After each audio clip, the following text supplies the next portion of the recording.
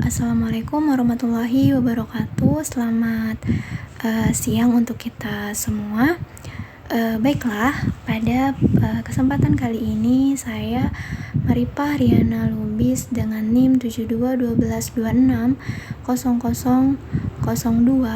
Prodi Kewirausahaan kelas C, Fakultas Ekonomi Universitas Negeri Medan. Nah, baiklah, pada kesempatan kali ini saya akan mencoba memaparkan presentasi artikel manajemen risiko yang beberapa waktu lalu saya juga bersama dengan tim melakukan penelitian yang berjudul analisis penerapan manajemen risiko pada UMKM Diamond Laundry. Di mana studi kasusnya ini beralamat di Jalan Rela Pancing, Medan Tembung. Nah, adapun tujuan dari penelitian ini yang pertama itu untuk menganalisis risiko operasional yang terjadi di usaha Diamond Laundry.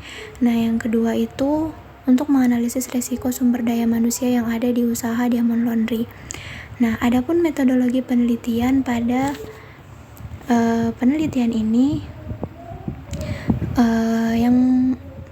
penelitian ini menggunakan metode penelitian secara langsung, yaitu saya juga beserta tim kelompok kemarin melakukan penelitian dengan datang langsung ke lokasi Diamond Laundry dan melakukan survei serta wawancara secara langsung dengan pemilik usaha. Nah, adapun lokasi dari penelitian ini beralamat di Jalan Rela nomor 119 Sidorejo, Kecamatan Medan Tembung, Kota Medan, Sumatera Utara. Nah, adapun hasil penelitian ini menemukan bahwa terdapat dua jenis risiko yang dialami dan beresiko tinggi dialami oleh UMKM Diamond Laundry ini, yaitu yang pertama ada risiko operasional dan resiko SDM mereka pada UMKM Diamond Laundry ini. Nah, di sini adapun resiko operasional yang sering terjadi atau sering dialami oleh UMKM Laundry ini yaitu saat baju atau konsumen yang ingin melaundry membeludak atau sedang banyak, mereka masih mempunyai mesin cuci yang terbatas. Nah, resiko SDM-nya di sini yang paling jelas terlihat itu dari wawancara yang kemarin dilakukan itu karyawan yang kurang teliti dalam menyetrika pakaian mengakibatkan pakaian daripada konsumen ini sering terjadi hangus dan bolong bahkan.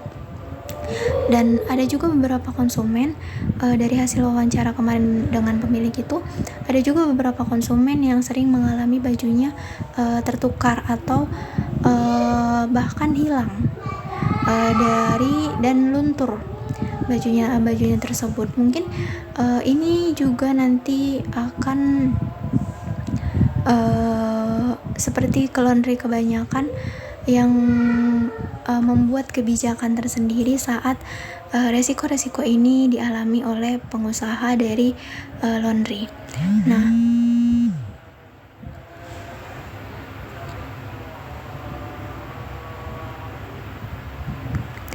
dari hasil dan pembahasan penelitian ini juga ditemukan bahwa cuaca juga sangat berpengaruh dan menimbulkan risiko yang sangat tinggi terhadap usaha UMKM laundry ini. Salah satunya itu saat musim hujan. Nah, di sini kami juga mendapat hasil bahwa cuaca hujan ini sangat berisiko tinggi terhadap usaha laundry ini karena di mana cuaca hujan ini akan mengakibatkan pakaian lama kering, bau apek dan tidak sedap baunya. Nah, ditambah lagi Diamond Laundry ini merupakan usaha rumahan yang membuat tenaga kerjanya masih sangat terbatas dan juga mesin yang digunakan juga tidak beberapa banyak. Kedepannya mungkin Diamond Laundry bisa berekspektasi atau membuka bisnis di wilayah pertokoan untuk menambah tenaga kerja serta mesin cuci yang bisa meminimalisir resiko. Nah, kesimpulan dari Artikel penelitian ini yaitu ada 2 jenis risiko dalam usaha diamond laundry, yaitu risiko operasional dan risiko SDM. Dalam risiko operasional yaitu tenaga kerja dan mesin cuci yang masih terbatas, dan jenis risiko SDM di mana karena kelalaian karyawan menimbulkan risiko seperti baju konsumen hangus, baju konsumen tertukar, bahkan hilang. Risiko ini berdampak besar nantinya terhadap usaha UMKM laundry ini. Mungkin kedepannya selaku pemilik usaha perlu meminimalisir risiko tersebut untuk pertumbuhan dan perkembangan usahanya ke depannya. Adapun saran yang bisa saya berikan terhadap usaha UMKM laundry ini adalah yang pertama itu diamond laundry bisa berpindah tempat, atau nanti mungkin kedepannya bisnisnya itu bisa dibuka di wilayah pertokoan untuk menambah tenaga kerja yang lebih ahli dan mesin juga yang lebih banyak untuk meminimalisir risiko-risiko yang terjadi. Nah, yang kedua itu dalam penerimaan karyawan, mungkin nanti pemiliknya kedepannya harus lebih teliti lagi agar nanti meminimalisir juga risiko karyawan yang bekerja dengan sesukanya atau sembarangan. Nah, adapun manfaat penelitian ini bagi saya selaku mahasiswa kewirausahaan, yang pertama itu melatih kami sebagai mahasiswa untuk berpikir teoritis dan mampu memecahkan masalah dari informasi yang kami peroleh. Penelitian ini juga akan bermanfaat nanti untuk sumber referensi dalam penelitian selanjutnya mengenai analisis penerapan manajemen risiko pada UMKM. Nah, selanjutnya itu mengelola data yang kami peroleh dari sumber subjek penelitian agar bisa dicari apa penyebab dari risiko yang dialami UMKM tersebut. Nah, yang terakhir itu menambah ilmu pengetahuan, yaitu mengenai risiko yang dialami oleh UMKM, baik risiko operasional dan risiko SDM. Nah, presentasi kontribusi saya dalam mengerjakan artikel ini yaitu di bagian pendahuluan, pembahasan, analisis data, serta kesimpulan. Secara keseluruhan kontribusi saya kurang lebihnya itu sebesar 85% dari 100%. Baiklah, presentasi bagian yang kedua yaitu presentasi artikel bagian B yang berjudul penerimaan penerimaan prinsip kontribusi dan prinsip subrogasi dalam asuransi pengangkutan laut, yang studi kasusnya itu di PT Asuransi Asa Indonesia dengan PT Asuransi Buana Independen. Nah, di mana pendahuluannya dari artikel ini yaitu asuransi pengangkutan barang merupakan hal yang sangat dibutuhkan dalam jasa pengangkutan barang yang banyak mengalami risiko kerugian. Salah satu yang dialami oleh PT Asuransi Asa Indonesia dan PT Asuransi Buana Independen, di mana kedua perusahaan ini adalah asuransi pengangkutan barang yang sering mengasuransikan muatan barang dari berbagai perusahaan besar di Indonesia. Ada 2 prinsip asuransi dikenal dengan prinsip kontribusi dan prinsip subrogasi.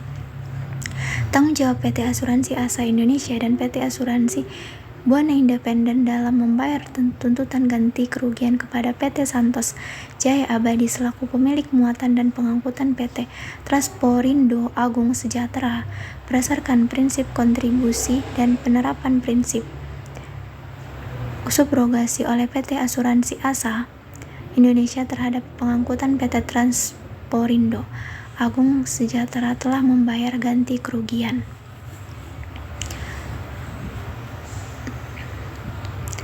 Nah, pendahuluannya di sini mungkin banyak membahas lebih ke materi mengenai asuransi pengangkutan barang, yang dimana di sini perusahaannya itu Asuransi Asa Indonesia dan PT Asuransi Buana Independen, di mana kedua perusahaan ini merupakan perusahaan asuransi pengangkutan barang terbesar di Indonesia.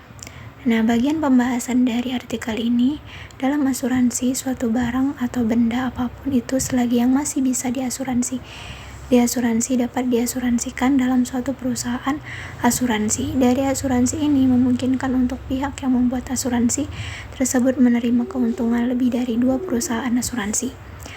Nah, di sini maksudnya jika yang saya tangkap dari bacaan yang saya peroleh dari artikel ini, di sini maksudnya itu suatu perusahaan asuransi itu bisa mengasuransikan kembali perusahaannya kepada perusahaan asuransi lain. Tujuannya itu untuk meminimalisir resiko yang terjadi di dalam perusahaannya tersebut. Nah, dalam hukum asuransi di Indonesia dikenal prinsip indemnitas yang berfungsi untuk menghindari keuntungan yang diterima oleh tertanggung, yaitu melebihi kerugian yang dideritanya. Seperti yang dibahas di dalam artikel ini yang membahas mengenai dua perusahaan pengangkutan barang, yaitu PT Asuransi Asa Indonesia dan PT Asuransi Buana Independen.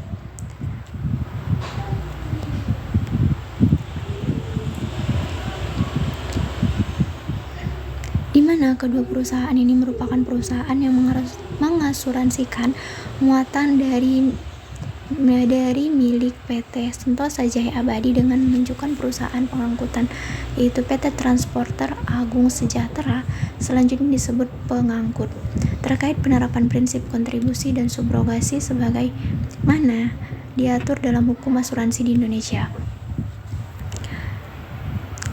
Penanggung terhadap satu objek, maka berlakulah prinsip kontribusi. Nah,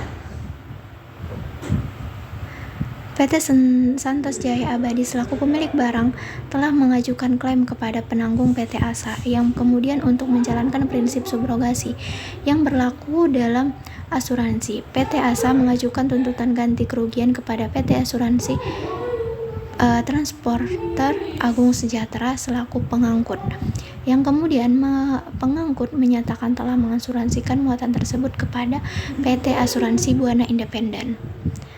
Nah, di sini itu sebenarnya kalau yang saya tangkap dari artikel ini, penelitian ini tuh meneliti mengenai PT Asa Indonesia dan PT Asuransi Buana Independen seperti yang melakukan asuransi ganda yang dilakukan oleh perusahaan untuk meminimalisir resiko terjadinya kerugian yang dialami oleh perusahaan yang cukup besar. Nah, makanya perusahaan PT Transporter Agung Sejahtera dan PT Santos Jaya Abadi ini mengasuransikan barang muatan mereka itu kepada PT Asa dan PT Asuransi Buana Independen. Maka kesimpulan yang diperoleh dari permasalahan yang sudah dijelaskan dalam artikel ini dapat diperoleh kesimpulan bahwa prinsip subrogasi tidak dapat diterapkan dalam permasalahan yang terjadi pada perusahaan asuransi PT Asuransi Asa dan PT Asuransi Buana Independen, karena terdapat dua jenis polis dari perusahaan asuransi yang berbeda terhadap dua penanggung atas objek yang sama, yaitu muatan kopi bubuk. Berarti di sini dapat kita simpulkan jika penanggung atas objek yang sama itu tidak dapat memperoleh asuransi atau polis dari perusahaan tersebut. Nah, informasi dari hasil penelitian yang dilakukan peneliti dalam artikel ini banyak menyajikan informasi yang penting dan menambah wawasan mengenai asuransi dalam proses klaimnya dan perusahaan yang mengasuransikan barang atau sejenisnya agar meminimalisir kerugian tersebut. Meminimalisir kerugian perusahaan tersebut. Maka dari itu perusahaan pengangkutan barang tadi itu mengasuransikan kembali barang atau objek mereka kepada perusahaan asuransi. Baiklah, cukup sekian presentasi artikel penelitian yang saya dapat paparkan. Kurang dan lebihnya saya mohon maaf atas pengucapan kalimat serta kata-kata yang saya sampaikan. Saya mohon maaf. Assalamualaikum warahmatullahi wabarakatuh.